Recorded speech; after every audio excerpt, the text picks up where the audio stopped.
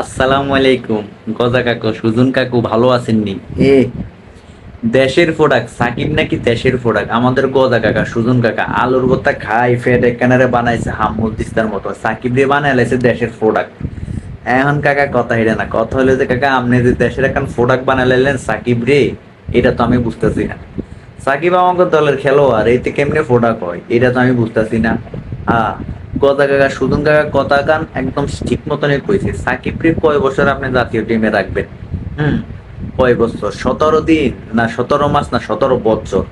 এখন গদা কাকা, সুজন কাকা কি বলতেছে এইটা তো বুঝতেছি না। বাউরে বাউরে, আমার তো মন মানতেছে না যে আসলে সাকিব কি এতে কি করতে চায়।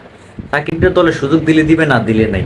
সুজন কাকা কত এইটা যে সুযোগ দিলে দিবে, না দিলে নাই। এখন সুজন কাকু কইতে আছে যে হ্যাঁ সাকিবের দলে জায়গা যতক্ষণ পর্যন্ত আপনি না দিবেন, হ্যাঁ ততক্ষণ পর্যন্ত সাকিবের কথা গজা কাকা বইলে যাইবে, মানে আমাদের সুজন কাকা, ফ্যাট মোটা সুজন কাকা আর কি, বুঝছেন?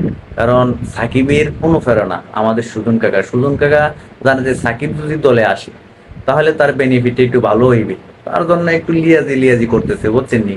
এখন কথা এটা না, কত হলো যে গজা কাকা সাকিবের লাগে এত টান কিনলে গিয়া, হ্যাঁ সাব্বিরের লাগে একটু অনুপ্রেরণা করতে পারে না? বিপিএল এ সাব্বিরের 3 ম্যাচ বসায় রাখছে, অলরেডি 3 থেকে 4টা ম্যাচ বসায় রাখছে এই গজা সুজন কাকা। না হলে ঢাকা ঢাকা প্রথম দিয়ে 3-4 ম্যাচ অলরেডি জিততে যাইতো গা এই গদা সুজন কাকার জন্য। হ্যাঁ সাকিব বিপিএল এ পর্যন্ত 3 থেকে 4টা ম্যাচ খেলতে পারে না। এখন আবার সাকিব রে বলতেছে যে সাকিব নাকি দেশের প্রোডাক্ট, হ্যাঁ জাতির প্রোডাক্ট। এটা আমি বুঝতেছি না।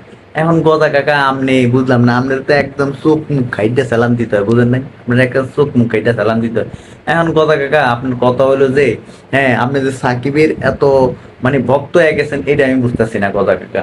যাই হোক, গদা কাকা সাকিবের অনুপ্রেরণা শুরু করছে, অনুপ্রেরণা সাকিবের দলে ঢুকানোর জন্য ব্যবস্থা করতেছে, কিন্তু আমরাও ব্যবস্থা করতেছি যে গদা কাকা সাকিবের দলে ঢুকানোর জন্য। আমরাও চাই যে সাকিব দলে ঢুকুক, দলে খেলুক, হ্যাঁ বাংলাদেশ টিমের হয়ে খেলুক।